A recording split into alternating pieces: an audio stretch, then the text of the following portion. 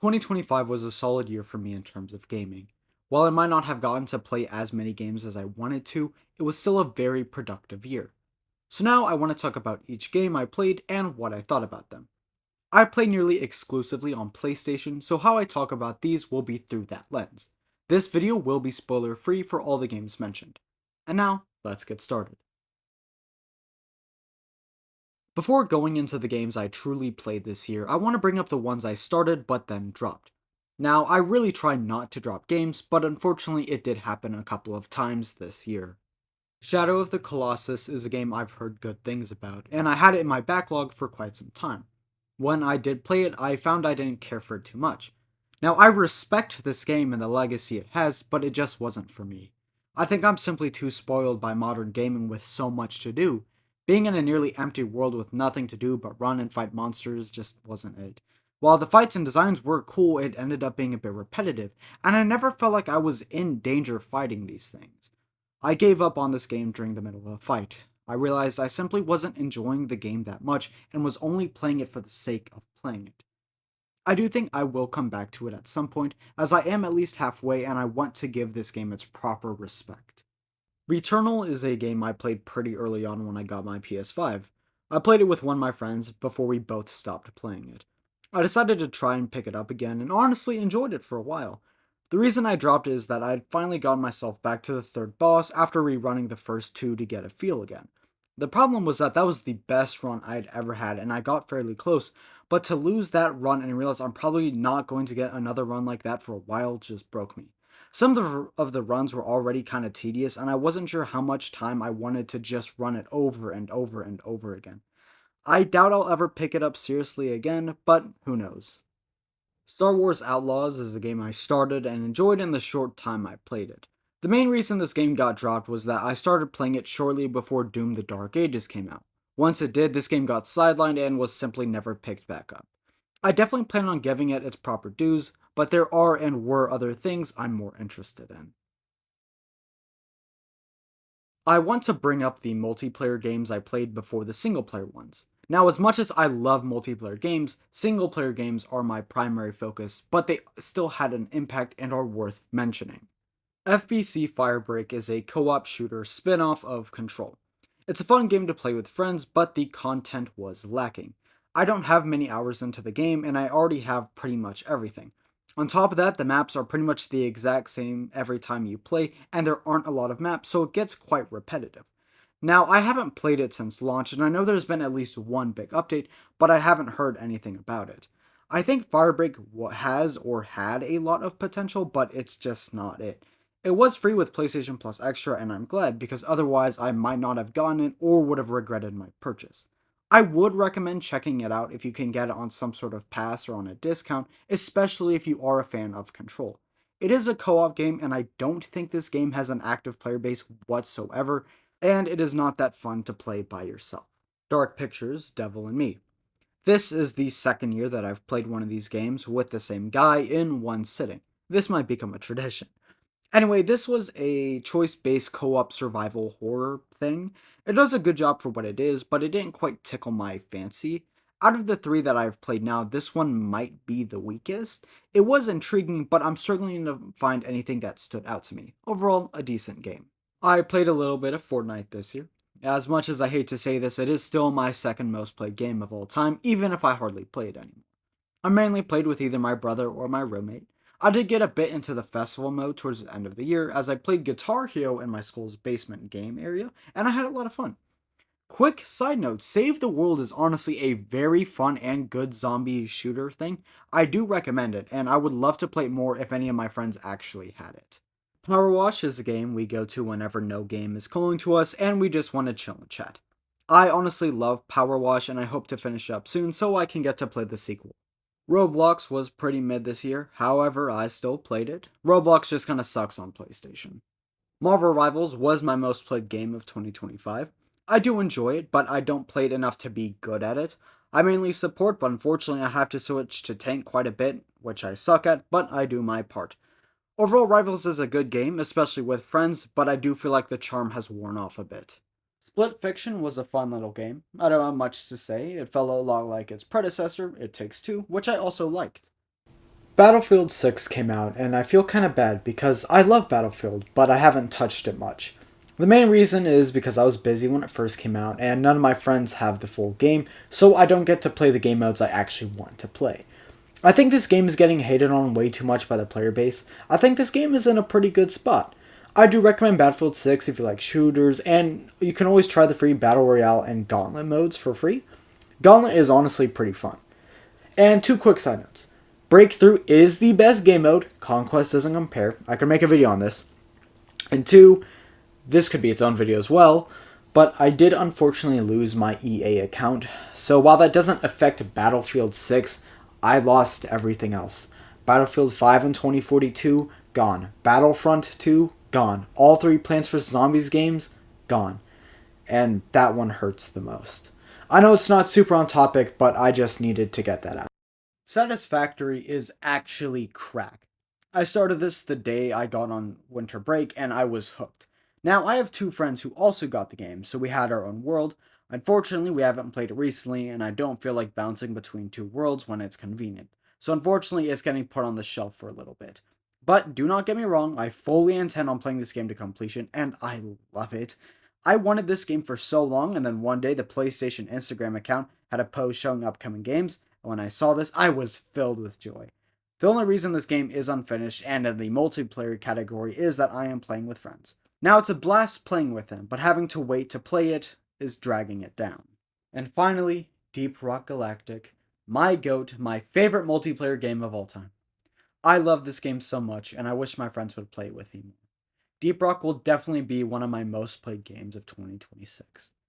And I can't wrap up the Deep Rock section without saying, Rock and Stone. And that wraps up the multiplayer games I played in 2025. And now onto the 2025 single player games, going in the order that I played them, starting with The Last of Us Part 1.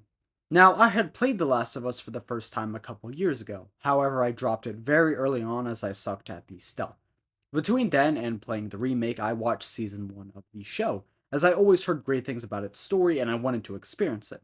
Unfortunately, I do believe watching the show decreased my overall enjoyment of the game when I did get to play it, as I didn't get to properly enjoy the story.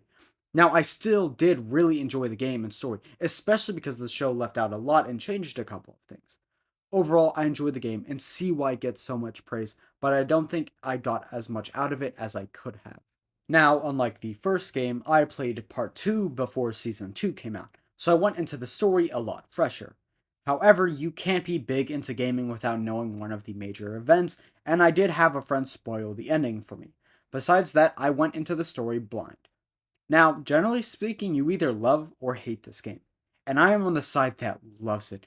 The story, characters, and gameplay were all amazing, and that made this game jump up to one of my all-time favorites. I really do wonder how different I would view these games if I had been able to go in completely blind, but even with spoilers, these games were phenomenal. Up next is Bioshock. I had the Bioshock collection in my backlog for quite some time and finally decided to play it. I didn't know much going in, and I'm glad as it was phenomenal. As someone who loves Fallout, the world really stood out to me. I wasn't super sure about the story at first, but that ending really sold me. After playing it, I finally got to see all the influence this game has had on gaming as a whole.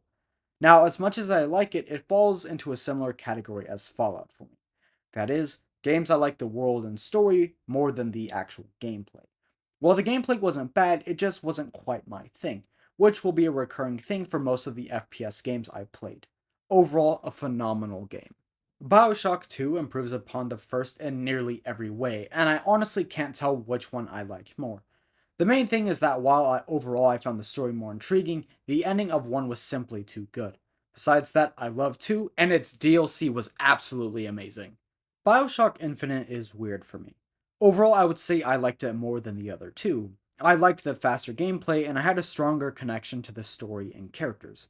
However, it no longer had that wonderful underwater aesthetic, but the visuals in the sky were a nice contrast.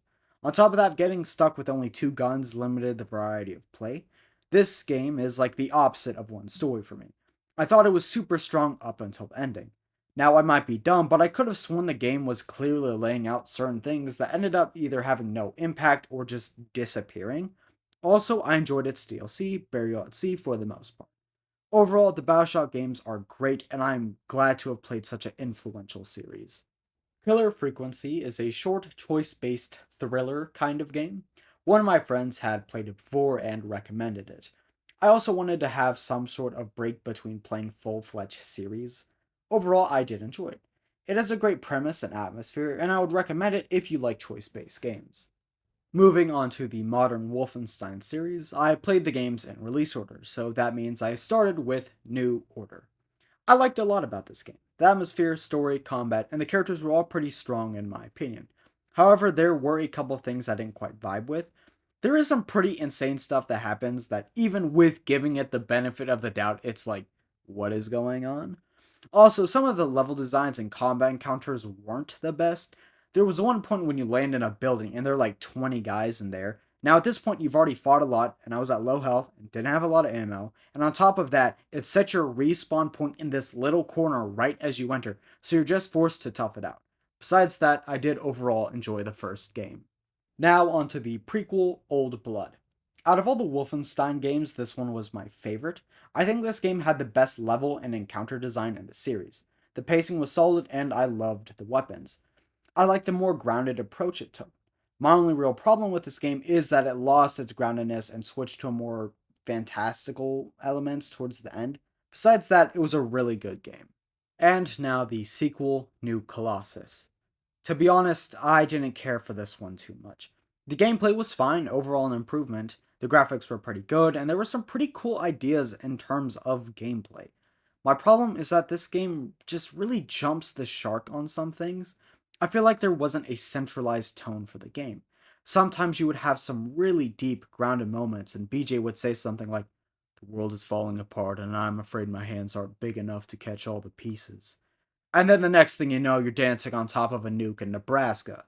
Now, I know I can't entirely talk because Kojima will do some pretty wacky stuff in his games, but at least it gets set up throughout the game and will have some sort of actual impact. I just feel like so much random, unnecessary crap happened in this game that took me out of the experience.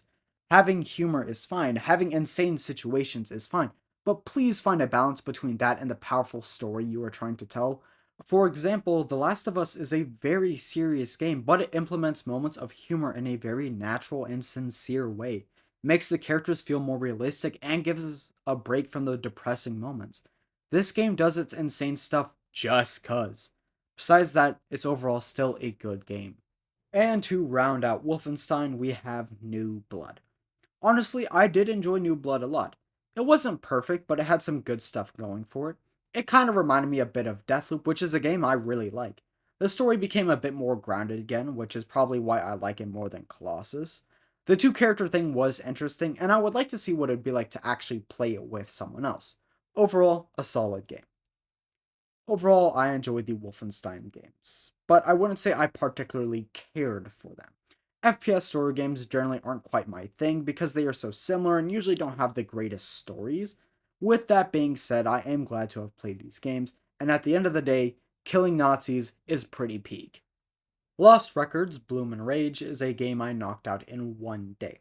For those who don't know, Lost Records is a choice based game set in 1995 and roughly modern day. It was developed by Don't Nod, who are the same people who developed Life is Strange 1 and 2. I waited for the second part to come out before playing so I could play it all together. It came out on a day I had nothing to do, so I just played it all day. I really did enjoy this game. It was a nice, slow pace for the most part that built up to some really big moments. I liked all the characters, the setting, the time period, and the atmosphere. It had such a cozy vibe and a story that was small, isolated, but still very impactful. I do recommend it if you like choice based games. Balatro is a game I didn't hear anything about until the 2024 Game Awards were announced, but when I did hear about it, I heard great things. Balatro is a poker based roguelike, but it doesn't involve any actual gambling. There was one day when my old roommate was playing it, so I got to see what all the hype was about, and let me tell you, I was very confused at first. Eventually, I decided to get on my phone, and I loved it. This game deserves all the hype it got. I could honestly make a video on it, and I do play it nearly every day. I've already gotten a good number of my friends to get it, and I highly recommend you do as well. Doom the Dark Ages is a prequel to the two modern Doom games.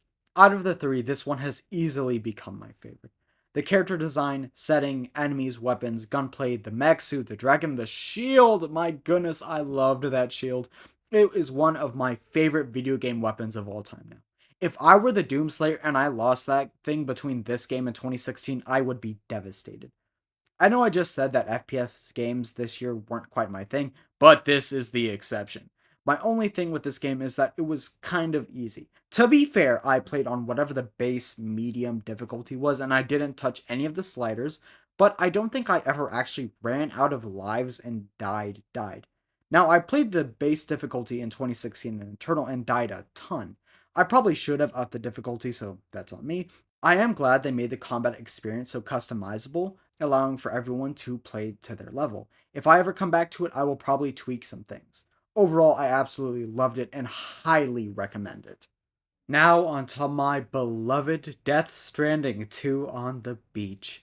I was actually working on a video for Death Stranding 2, but there was simply too much for me to talk about to properly give it its own video, and school started back up for me. Now, let me give the highlights. The game improves the gameplay in pretty much every single way. They added so many new things that were great to work with. These are the best graphics I've ever seen. The music was phenomenal. The story was great, but I do have a couple of problems with it. I think it started out incredibly strong and overall stayed that way. In my opinion, they did some things with some characters that I didn't particularly care for, and there was a pretty major retcon in my opinion. Despite that, this game easily jumped up to my second favorite game of all time, right behind the original. There is so much more I would love to talk about with this game, but it would take up way too much time, and even then, I wouldn't be satisfied. Overall, it was my personal game of the year. And if you could, would you kindly give Death Stranding 1 and 2 a chance? I know they aren't for everyone, but they are some of the best games I have ever played, and my personal favorites. Another Crab's Treasure is a crab-based Souls-like, and is actually the first real Souls-like game I've ever played. The concept is that you are a hermit crab trying to get your shell back, and you have to fight through trash-infested waters. The game is pretty fun and has a good amount of content. My only problem is that with the right build, you can kinda cheese some of the boss fights. I ran a heavy weapon drunk build and could easily defeat most bosses in a couple of hits. This made the last couple of boss fights pretty easy. Besides that, it was a wonderfully designed game and I had a lot of fun. I would recommend it if you like Souls-like, and if you're on the fence, I feel like it would be a good starting point for these types of games. The Stanley Parable Ultra Deluxe is a sequel, kind of, to the Stanley Parable. Now, I've actually played the original Stanley Parable on Steam and liked it quite a bit. I also watched someone play Ultra Deluxe before, so it wasn't like I was going in fresh. Despite that, I really enjoyed this game, and it had a great meta commentary on the modern state of video game sequels and the companies behind them. Dave the Diver is a game that is essentially made up of a ton of different mini games. At its core, it is split into two segments: a roguelike diving segment where you collect fish and ingredients, and a restaurant segment where you serve customers with the fish you caught. It's honestly a really fun loop, and as you progress, there are more things you unlock, meaning you end up managing quite a bit throughout a single day. While the amount of content is great, it does lead to a couple of problems. By the end of the game, you have so much to manage and things you can possibly do that a single run can take a pretty long time, meaning a full day cycle can take nearly 2 hours or more. Despite there being so much to do, it can be quite repetitive at times. There were a couple of times when I said one last run before bed, and then two new mechanics would appear along with a random event, meaning I was up for an extra hour. Besides complaining about too much content, the game is great. The pixelized art style is pleasant, and the mechanics work great and are interacted with each other effectively. Ghost of Yotei is the sequel to Ghost of Tsushima. Ghost is an open world action adventure game. It functions very similarly to the first game. Personally, I think that this was overall an improvement in every way. The only thing I would say I liked more from the first game was the ending. I really enjoyed it and highly recommend it if you like the first game or if you like open world action adventures.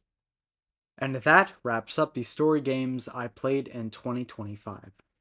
I got into this website called Backlogged towards the end of the year, which is essentially Letterboxd for video games. It lets you rate and review the games you have played. Now, on this website, you can create lists, so I made a list ranking my 2025 games. Now, outside of the top two, I can't guarantee these placements, as some of it is comparing apples to oranges, but it gets the overall idea down. 2025 was a wonderful year for gaming for me. While I might not have gone to play as much as I wanted to, I am very glad with what I did. This year, I got to play some of the most influential games in history.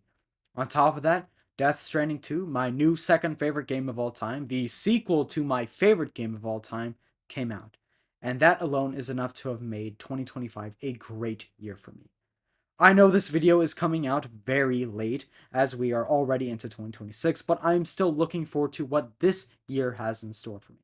Life is Strange Reunion is coming out this month, and there are a couple of other games I'm interested in playing this year.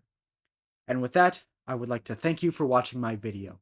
Let me know how 2025 was in terms of gaming for you. What was your favorite or least favorite game from that year? Or is there anything else you wanted to say about the year? And what are you excited for in 2026?